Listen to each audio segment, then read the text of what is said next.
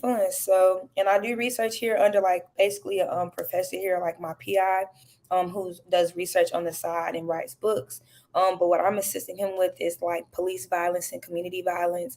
How back then they would try to say it's a riot, but really it's rebellion, and trying to see how over the course of the years is it kind of like history repeating itself, and if so, can we show over policing in the same cities just in different forms, and trying to show what people like are truly voting for, and how a lot of voters are losing, I want to say, control, like in a democracy per se. So it's interesting. I've been on the go. I've been tired, not gonna lie, but I've been on the go. I'm glad to be settled. So, and Ann Arbor is pretty nice too. So yeah. Yeah. Well, that's exciting. You've definitely been doing a lot, and we're going to get into a lot today, and we're going to do it in capsule size, guys. We're going to get into it. We're going to try to hit it and be out in 20 minutes. So if you got questions, 20 to 25 minutes max. So if you got questions, get them in now. But I do want to kind of kick it off before we dive anything else. We're talking about Juneteenth. And the Yes. reason why I want to talk about Juneteenth is I think when you live outside of the state of Texas, and particularly, for me, at least June, growing up in Mississippi, Juneteenth was not something that we were really taught. It was not something that was highly publicized and informed, and therefore, I didn't know a lot about it. In fact, I didn't know anything about Juneteenth until I became an adult. So let's Really? just start there in terms of what Juneteenth is. So I'll take us back to some history, 101 there. Okay. So this goes takes place in Galveston, Texas.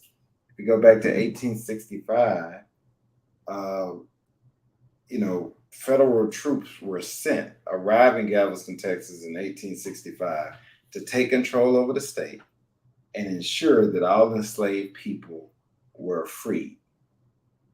Remember, the Emancipation Proclamation, which freed slaves, was signed 2.5 years earlier. Yeah, exactly. And that's what people forget. It was signed 2.5 years earlier to end slavery in the United States, and is considered Juneteenth is considered the longest running African American holiday. Didn't know that either, did you? So No, yeah. on June 17th, watch this now. Only on June 17th of last year did it become an official federal holiday. But if I'm not mistaken, it's still, even though it's an official federal holiday, I don't even think people were off this past Monday. If I'm not mistaken, some people still wasn't off. Well, I think a lot of people, it's new, 1 year in. So I think a lot Mm. of people, employees are getting used to that new holiday because it hadn't been on the roadmap before. So Mm, we have to yeah. make sure that as African Americans, we're bringing that up at work. We're bringing that up, um, our places to make sure people are aware that, hey, Juneteenth is now a federal holiday. And the federal government was off, and they acknowledged it. I also thought that this year I saw a lot more emphasis on Juneteenth. You had the Hollywood Yes. Bowl, a big blowout there on CNN. I myself produced an event with a team of crew of people I work with in Little Okay. Rock, Arkansas at the Mosaic Templars and their Juneteenth celebration, what they've done for many years. Um, and to be honest with you, I first became familiar with Juneteenth while living in the state of Arkansas. So shout out to Arkansas. They've Wow. always been very active in Juneteenth, the holiday, and probably because of its proximity to Texas and the closeness thereof. So, just from history, I want to remind us that the Confederate general, which was Robert E. Lee, has surrendered at the Appomattox Courthouse, Appomattox Courthouse, I'm sorry, 2 months earlier in Virginia, but slavery had remained relatively unaffected in Texas until U.S. General Gordon Granger. It took a general, U.S. General Gordon Granger, stood on Texas soil and read the general's orders, um, number 3, to the people of Texas that informed them that they are free. Wow. That was But two and a half years after Abraham Lincoln signed the Emancipation Proclamation, which freed all slaves. Hmm. So like, and you know what's crazy though, because and I want to say you could look this up on YouTube too. It's not recent, but it is like 2015, 2016. It was one man still. Um, I need to look it up more so I could be more for sure. But I do know like he still didn't know that slavery wasn't going on. Like people will still try to manipulate slaves to still keep on working, and it's Yeah. sad. And that's what people don't know. And Well, like that's Mr. a P, whole nother show where we'll get into, yeah, yeah, yeah, yes, yes, yes, and that's something we're going to be working on for the fall. And I want you to yes.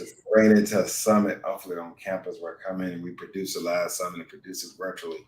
I think it's a discussion that needs to be had, where we come in and sponsor that and host that. But you know, dissecting that further when we look at, the Hmm. effects of slavery on the mentality of Black America, right? So, So, Mr. Peters, I got a question for you. So, like, you know how you said you didn't really start celebrating Juneteenth until you like lived in Arkansas. So, like, what about like when you and Dr. Irvin was at Jackson State? Like, did y'all really celebrate it on campus, or did people really know about it? wasn't even aware of it. No. Wow. Well, and that's what I mean when I say it's a holiday. If you live in Texas, they very much talk about Juneteenth. But Yeah. if you're, and when Arkansas was very so much talked about, but in Mississippi it wasn't talked about. Mm. It really wasn't. And you think about it, just last year it became a federal holiday. So only last year. And the Emancipation Proclamation was signed in January of 1863. And General Gordon Granger didn't even arrive in Galveston and hit Texas soil until June 19th. That's why it's called Juneteenth. June 19th of 1865, to let them know that slavery was free, even though the Confederate general, which was the Confederate was the South, Hmm. Confederate General Robert E. Lee had already surrendered in the Civil War, and you know, in Virginia, they still didn't change slavery, even though he had surrendered 2 years earlier. So those are the things that when we look at it from just a historical perspective, a lot of people didn't know. I didn't know. And I'm learning and finding out things as we go now, but we simply just did not know. Gotta stay educated. You gotta educate yourself sometimes. Sad to say, but you really do. But I did want to say, even though he can't be on the show today, I want to congratulate Dr. Irvin. I don't really know if the audience knows, but he also is the new advisor for the Pre-Law Center at Jackson State. So shout out to Dr. Irvin, always doing big things. We're really excited. I know I'm excited. I'm glad they implemented this at least before I graduated. So I hate that I wasn't there in person. I would have loved it in person, but still, I really am excited. And I know Dr. Irvin is going to have some really big things for JSU students. And not only that, I just hope my hope before I leave campus, I hope the political science department improves, like just increases its number of students as well. Like I really hope this encourages students to just not only try to be on the pre-law track, but really get into more politics, not just necessarily to be a politician, but to truly understand how like this world and this country works honestly, truly, so you could be more educated, so you know when to vote, how to vote, and all of that such. So shout out to Dr. Irvin, he's doing his thing. Yeah, um let's give him a shout out. We won't steal all his thunder, but there he is. yes, Bob Owens, going. with the president of Jackson State, Dr. Thomas Hudson, also a JSU alumnus. So that's two alumnus standing there. That was clean on that day, wasn't Right, too sharp. He goes it? too clean. But yeah, shout out to him. I'm super excited, like wow. And then also now, Mr. Peters, what did you we couldn't discuss before the finals, but what did you have? Who did you want to win for the finals? So for the finals, I had Golden State. I really did. I thought it would go 7 games. I had Golden State just because they've been there before. They had so much veteran experience. They wouldn't panic, and I just thought over a 7 game stretch, wisdom experience wins out. The teams were pretty evenly matched, and Boston was young. They got nobody on that team had been there before. So I really thought Boston was going to pull through. I at yeah. least wanted them to. No, I knew when Boston did not. I picked Golden State. I was a little concerned early on, but when Boston didn't win Game 3, and then they let Golden State tie to get 2-2 at Game 4, I knew it was over. You knew, right? Yeah. You sound just like my dad. He's like, yeah, it's over. Yeah, You know, because at that point, Golden State has figured out how to attack Boston. It just took them a little while to figure out how to attack him, and there it was. Listen, great run by Boston. I think they'll be back. The young team, they'll be back, and you have to learn those lessons. But look, Steph and Draymond Green, those guys have been there so many times that they just don't panic and they believe they're supposed to win. And that's what makes a winner. They believe they're supposed to win, no matter what the circumstances say, what the clock says. They believe they're supposed to win, and they believe they're going to win. well, that is true. Well, one thing that I did want to start the show off with, well, first, I actually saw this today, so it's really like breaking news. Um, but I don't. I feel like please pronounce like if correct me if I'm wrong, Mr. Peters, but it's Uvalde, Texas, like where the shooting just recently happened, or you know what I'm saying. So first of all, I do want to say rest in peace to those victims and the families. Please, we're sending our thoughts and prayers to them. One thing that I will say I saw today is that the superintendent decided that that elementary will be demolished. He said he did not want any teachers or students to really return back to that school after that trauma. So I honestly feel like I hate that it had to go that way just because of a shooter, but I'm glad if it eases the minds of people and citizens in that area. So I thought that was pretty interesting. So I will say that. Well, let me first say to all the families, there's nothing that can ease the minds of those families and ease the grief Yeah. of the families. When a senseless act of violence happens, it doesn't have to happen. So there's nothing that we can say or do that can ease that pain and grief for those families. And as a parent, my heart goes out because before I even found out where it was, I just got a text. There's a shooting in, and the person that texted me said there's an active shooting in one of the schools in Dallas. Wow. So as a parent, I'm in my car and I'm headed to my daughter's school, and I get halfway there and find out where it actually is. So Whew. I can only I listen, I can only empathize, but I think the bigger issue is we have got to address, and I know I take some heat for this, and I want to be clear on this. Gun control does not mean taking away your gun rights. And we pit those things up against each other, and that's not true. That's not the right narrative. Uh, I'm I'm all for gun owners. I'm all for gun ownership. I'm all for the Second Amendment. But gun everything we do in this life in this society has rules and law and regulations around it to keep peace and to have what we call organized chaos. Without it, you have chaos. So gun control is no different. We need to set some parameters and restrictions. I'm all for having guns, possessing firearms. I grew up hunting. I grew up having firearms. But there's a difference between having firearms and you as an 18-year-old, you can't buy liquor, but as an 18-year-old, you can go in the store and buy a military grade assault rifle. That's a problem. That's no control. No And control. we have more control over the alcohol we consume than the guns that we consume. We have a problem as society. So gun control doesn't mean taking away your rights to gun. Gun control simply means there should be a limit on what guns you have access to, And and there how you should be have some how you, specialized training and a reason to have them. yes. Now, you tell me, why does anybody outside of somebody in war times or somebody in defense or law enforcement, right? Why does any ordinary citizen need a military grade assault rifle that with 500 clips of ammunition that can go rounds? You tell me, who you trying to kill? What are Exactly. you trying to destroy? Because Really. and so that's gun control. So too many times I see and I read and we're saying you either for guns or you're against gun, and that's not true. That is what I call a political slant to push an agenda that's not actually factually true. Gun control can happen and having guns can happen. They coexist together. We're just saying we need to have control. And not everybody need to be able to buy a gun. Listen, everybody's not qualified, and not everybody doesn't have the mental capacity to have a gun. Exactly.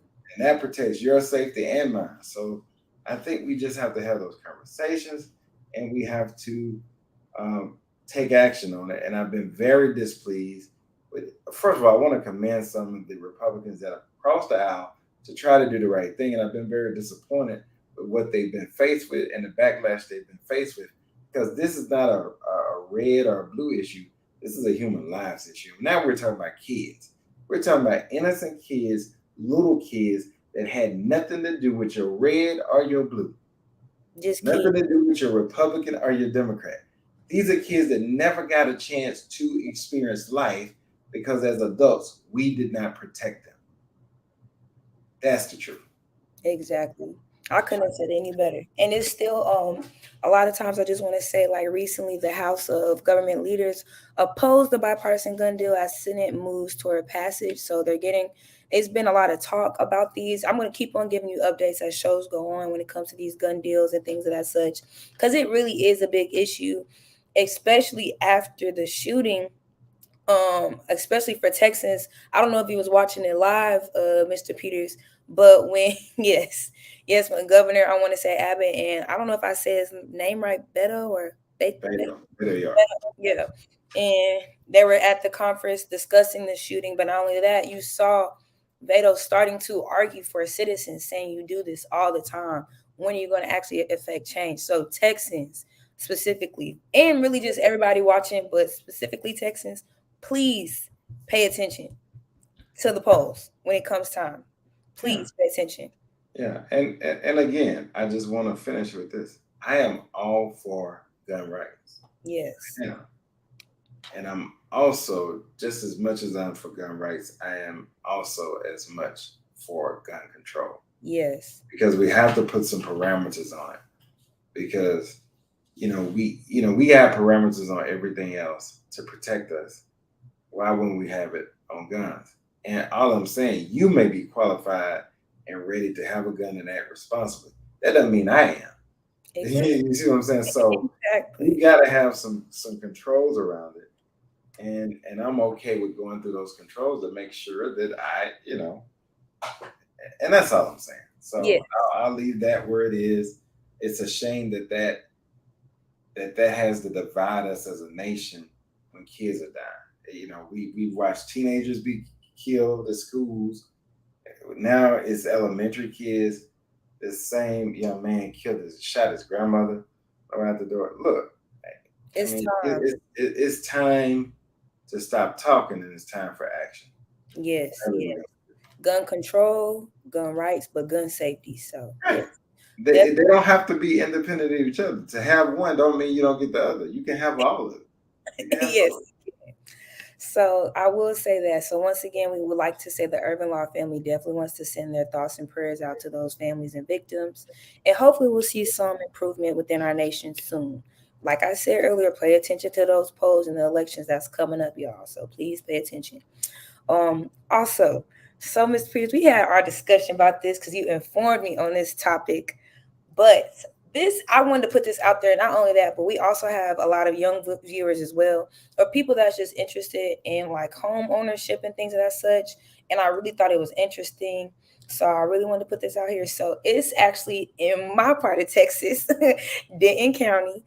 Basically, so the Providence Village, like HOA, is kicking out Section 8 renters. So it's basically about a dozen families in a small town, like just east of Denton, Texas, and they're looking at having no place to call home. So what's understanding is they're trying to kick out these Section 8 renters within this area, but it's honestly, I thought it was really truly unethical and unmoral. But until I was educated on it, I could see how and why it's being done. I hate that it is being done, but I would like to give it to the semi expert, the homeowner, to explain it. And Yeah, well, let me first say this. I'm not for anybody necessarily being kicked out. I think there needs to be some parameters and some time, and then right, properly notified and given a proper amount of time to find somewhere else to go. And they should provide assistance in helping them find somewhere else to go. Now, as a homeowner, I do understand the other side of that, right? And so Mm. typically, just for clarification, let's talk about what Section 8 is. It's not a bad thing. Section 8 is subsidized housing where your rent is partially or sometimes majorly or majorly subsidized by the government. So and you may be in a situation, say the rent to that is, I don't know, say it's $2,000 a month, and maybe if it's on Section 8, you subsidize, maybe you only pay 400, right? So either way, what's happening is, and what homeowners are saying, so it's two things at issue. So when you have people that move out of a neighborhood, they still own the home, they don't sell the home, and they lease that home out and they put it on Section 8. Let's talk about why people put it on Section 8 in the first place. People put it on Section 8 because the rent is guaranteed, it's never going to be late because it's paid directly to you by the government, right? Okay. That's why people put it on Section 8 because they don't want to have to chase the rent or be a proper landlord and do the work that they need to do. That's one thing. Number two, as a neighborhood, the reason why you might not like that as your neighbor, because anytime you have a lot of rentals in your neighborhood or renters in your neighborhood, and this is not universal. There's always exceptions to every rule, Mm-hmm. but as a commonplace, renters do not take care of the property at the level that homeowners do, Mm. simply because the property is not there. Yes. And what I mean by that, keeping the grass cut immaculate, maintenance of the home, particularly in neighborhoods you're talking about where they're renting homes, Mm-hmm. maintenance and upkeep. When you have a home, you got to repaint that home every so often. You got to, if you have damage that's done, you got to file an insurance claim to get that stuff fixed. You have to keep that stuff fixed and repaired in order to keep your neighborhood and your appreciation of value of your homes at a certain level. Also, people that tend to be homeowners don't tend to do some things that can deteriorate the The value of the neighborhood, which means there's typically not a lot of cars in the driveway. If it's the same cars, right? Or Okay. the garages, or they keep things really neat and organized. They keep the grass watered. They keep it manicured. They keep the houses up, you know, Upkeep. date and upkeep. So the general maintenance, they do those things. Sometimes, and there are renters that do that as well. But But not there all. are, right? And in most cases, the renters that take that approach and keep up and upkeep the property that they and treat it like their own, they represent a small part of the whole, Mm. small minority of that big majority, because the majority of renters don't. And so if they're not taking care of the property and the property value is going down, and particularly when you got an owner that is out of state, so they're not seeing it every day, that house cannot go down. So what if that grass is not being cut regularly? So for example, my grass is on a contract, it's gonna get cut every other week.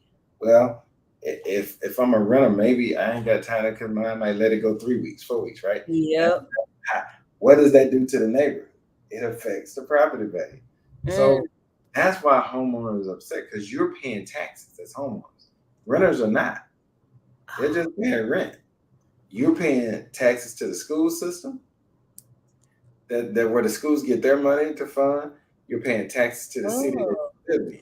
Well, yeah. And you're also paying, if you got a HMO, a homeowners association, you're paying HMA dues. I honestly didn't even think about Renters that too. are But not. yeah. Yeah.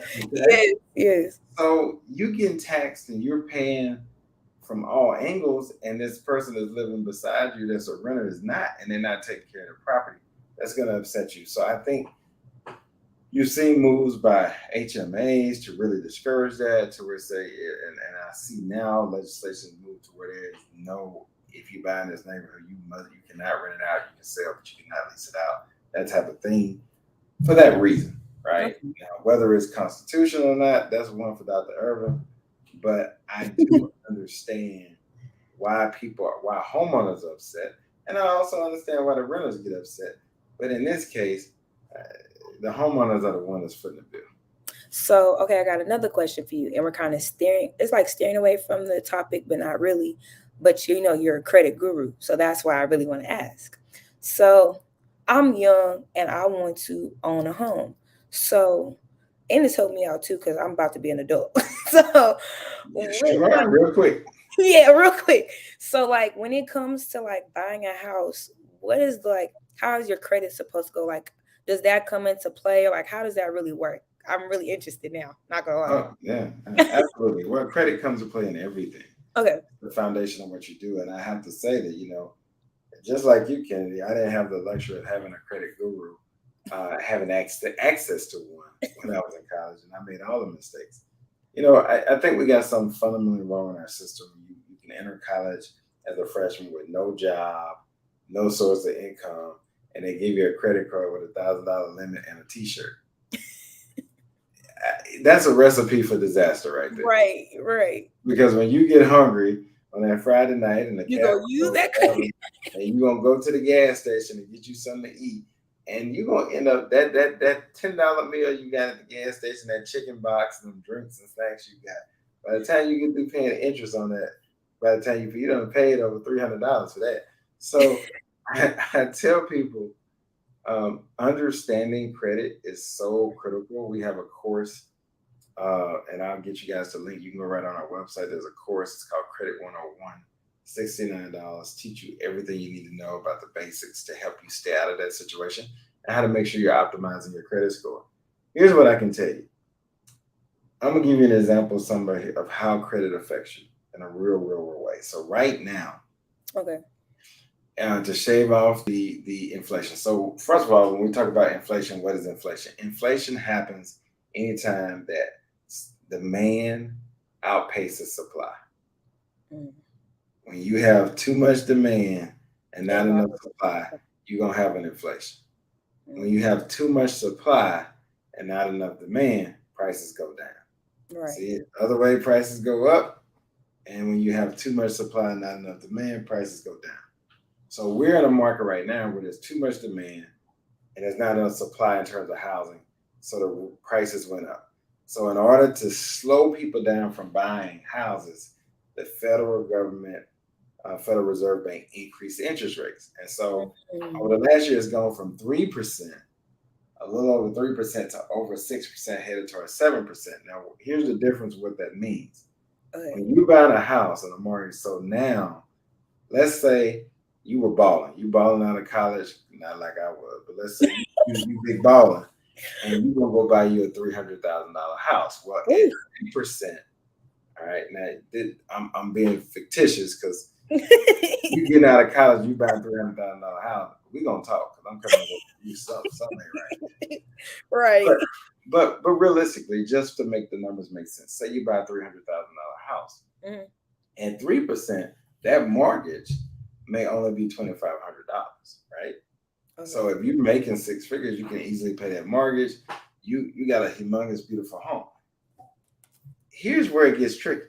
Let's say now where the interest rates go from 3% to where they are, that same $300,000 house is no longer 300,000. That house now in a market like this is 600,000, and the interest rate is not 3%. The interest rate is 6.5. So now when you buy that house, that mortgage is over 4,000, almost 5,000. Can you Wow. afford that same house? No. No, you no longer can afford that house. So that is kind of what's going on, and that's why the government has done that to decrease the demand for housing in order to slow inflation down and to level supply and demand out. So To try to keep a recession from happening. So that's kind of the economics of it all. so like okay, so one, when you're like trying to buy a house, what's the ideal credit score, like the ideal credit score that you feel like people should have? And then two, so you just explained the inflation and everything. So how can we bring the inflation back down? Like, will that happen over time?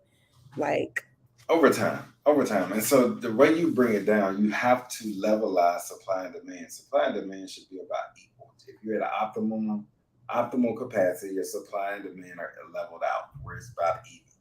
You got enough supply to meet the demand. You don't have too much of either. That's okay, the okay. perfect economy situation, and that's the economy of scale. But But to answer your question about a credit score you ideally want to have, now people tell you you can buy a house with a 680. You can buy, yes, you can, But but it's you not need a ideal. higher interest rate. Okay, So okay, where okay. you ideally want to be is 750, and you always want to be in the 700 club. But ideally, your target is 750 or higher. If you're 750 or higher, you're going to get the best interest rate. You want to be 750 or higher across all three bureaus with your FICO score. And the way they calculate that in housing, you have three bureaus: Equifax, TransUnion, Experian.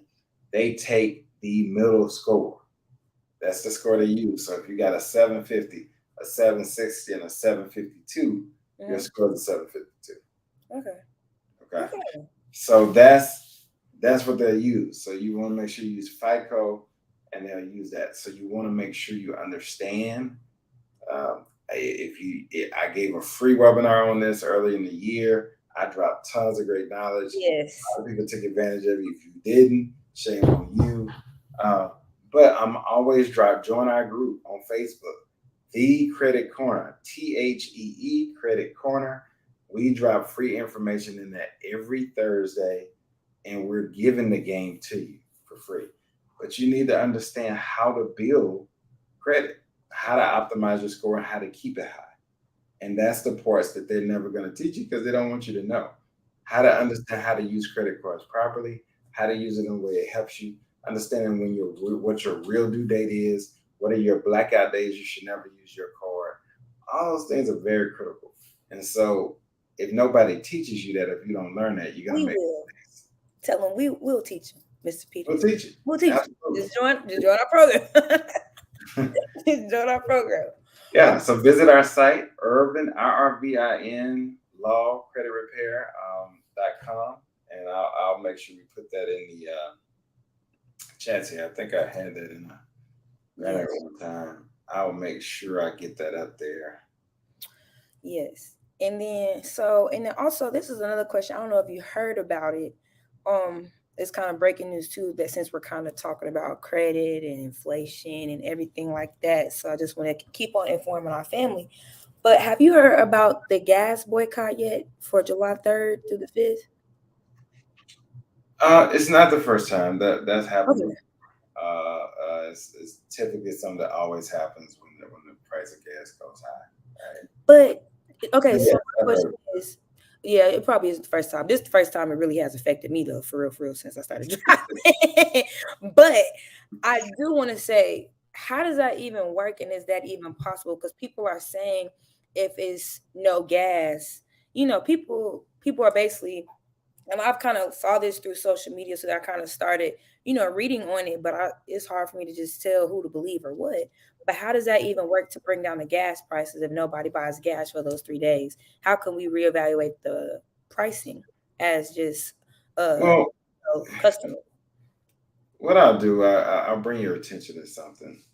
So the last time gas prices dropped dramatically, and I'll take you to the part. Remember in June of 2020, Hmm. uh, Oh yeah. everybody was regulated to the house. Everything was shut down. April, May, June of 2020. Nobody was driving to work. Everybody was remote. What happened to gas prices? Oh, it went down I completely. could fill up my car. My car is costing me $75 to fill up now. I filled up for $28 because gas dropped all the way down to $1.16 a gallon. Supply and demand. What did I tell you? No demand for gas because everybody was home. Ah, so They got a lower price. okay, Nobody wants the gas. okay. So if they lower prices enough, it makes people come out and just fill up anyway, even though they're not going anywhere. So think Mm, about it. Think about how many people get in the road and commute to work every day. Overnight, that stopped. that is So true. when you have that much, and it stopped all over the world. And so when you have that much demand that disappears, prices have no choice but to go down. So you have okay then. I just wanted to see if that was really, real. So have like But and here's the problem. Here's the problem. yeah, that's what Here's yeah. my So the question is not does it make good economic sense? The question is can it actually be implemented and carried out? And Right. that's the challenge you're gonna have with something like that because people still got to get to work, so they still got to drive. So not everybody can participate in that. And so what, and a lot of people just won't. And so what happens is you don't have enough significant mass to It's really not. affect um, supply. okay. I was like, man, I've never really. But now, at first I was like, this never really happened to me. But gas is well, it's not affecting me now because I don't have my car. But when I was in Texas, that I used to be able to. I will never forget. I got my the car that I have now. I got it in high school. I was able to fill my tank up, and I had premium at least with $30. Now it's like $70, and now I was like, this is a lot, especially when I was in college. Like sometimes my parents would send me money, and I was like, can I get some more? And be like, why I just gave you like $100? I was like, yeah, and $70 went to my gas tank. Yeah. Like so.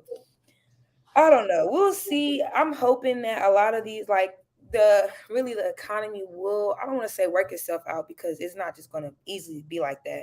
But I do hope it will be fixed sooner rather than later with these gas prices and inflation. Yeah, I think it'll get fixed. And remember now, we got outside forces that's causing gas to go up. The war with Russia. Russia supplied a large Yeah. percentage of gas, not just to the U.S. but to the world. And Yeah. so, even if you lose 5 to 7% of your gas import, the amount of gas that comes in, that hurts dramatically. Because you got to think about how much gas comes in. Now, if you drive an electric car, you laughing all the way to the bank right now. So, No, for you real. know, They yeah, laughing in our for real, face, Mr. Peters. for real. So it just depends on where you are in that spectrum now. Yeah, Kennedy, we've been longer than we promised. Let's get on out of here. we So did. Okay, we're we're gonna gonna get have on to out have of here. a second one and Yes. finish some of these other topics. But what we're gonna wrap up on? We're gonna wrap on this. This is the last one. So actually, I just wanted to send our thoughts and prayers out to our Alcorn family. Also, as well, it was a former police chief at Alcorn State. He was killed while he was on an early morning walk, this past Wednesday. His name was Bernadette Wilson, and it was 64 years old.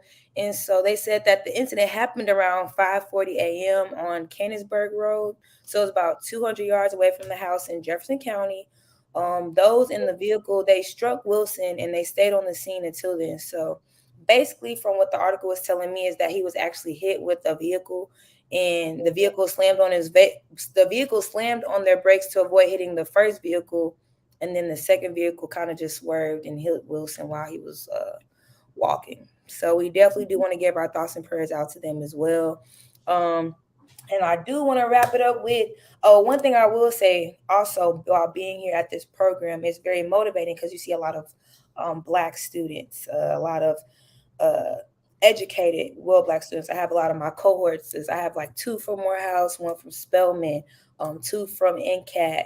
It's a lot of other programs here in this building. So one, Kennedy, just remind everybody again where you are and what program you're referring to. yes, oh yes, it's a summer research opportunity program here at the University of Michigan at Ann Arbor. And how did you I get there? I mean, I'm just I saying. I applied, and after Mr. Peters and Dr. Irvin got on to me and make sure I applied, Okay. because I almost didn't apply. So Okay. thank you to them. So yes. But it is very inspiring. It's even a Jackson native here. He actually goes to Rose College, but he saw my peer Erin, she's like she goes to Jackson State as well. He saw her with a JSU like sweatshirt on. He's like, "Oh, you from People know who JSU is. Yes, he was like, I'm from Jackson. So, and a lot of my HBCU course, we've been talking about homecoming. So, Mr. Peters, what's a game that you are excited for this year? That's what I want to end it on. Listen, I'm gonna tell you, I'm so excited for Orange Blossom Classic. That's Because what is happening, Orange Blossom Classic, because of the way the SWAC is set up now, particularly the Eastern Division, it has literally become whoever wins Orange Blossom Classic probably winning the SWAC East.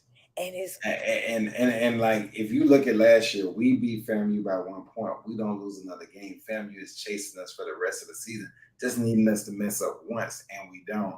And we have the pressure that we got to stay perfect. yes.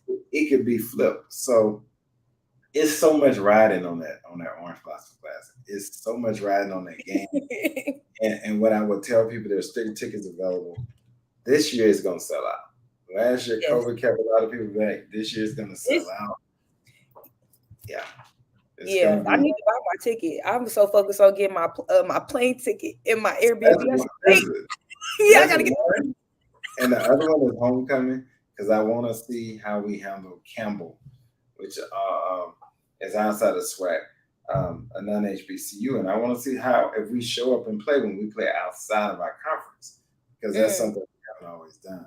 And I really need us to beat Campbell, and I need us to beat them decisively at our homecoming, and I need us to dominate this year. I literally need us to destroy the the opponent each and every week this year. We need to make a statement from September 4th all the way to the Celebration Bowl in Atlanta.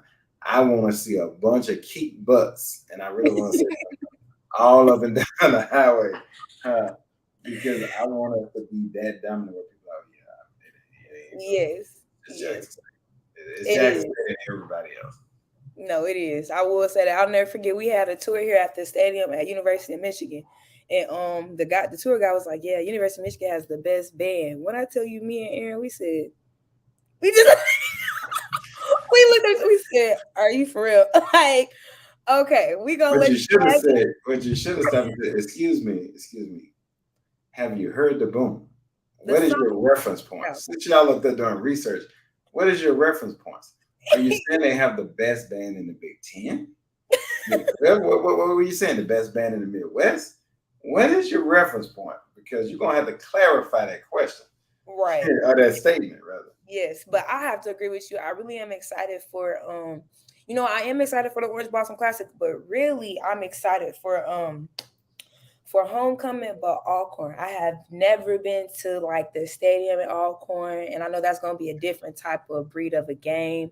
Okay, Kennedy, let me tell you, you And I gotta know get we there gonna super win. early. You gotta get there super early. Yeah, I heard. You can't be later. You won't get in. I mean, I heard. they only have 20 some thousand seats, Really? so that's Oh, it. Y'all get spoiled by the vet. Nobody else has the seating capacity. You can't scroll your butt up in that late talking about going to a game. okay. If that game started at 1 o'clock, you got to be there at 7 to get Okay. in. Well, I'm gonna have to tell my line sisters I'm not playing. You either in my car, or you go. I'm not. I mean, really, you have to be there at 7 a.m. to get in line to get in. It's one way in and one way out. So how long it take to get lead again? You're just gonna be there for a while.